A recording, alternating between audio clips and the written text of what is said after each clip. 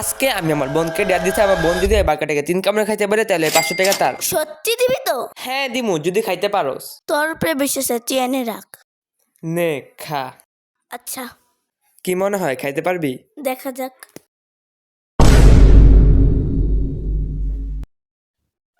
তোর কিন্তু 1 কামড় শেষ, আর 2 কামড় আছে। এটা কিন্তু তোর 2 নাম্বার কামড়, এটা প্রায় শুধু আর 1 কামড় থাকবে।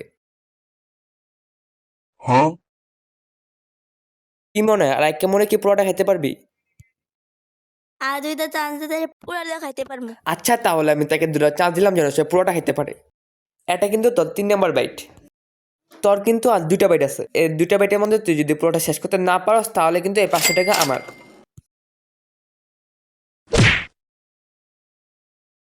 তোর কিন্তু আর একটা বাইট আছে। কি মনে হয় এই একটা বাইটে খাইতে পারবি?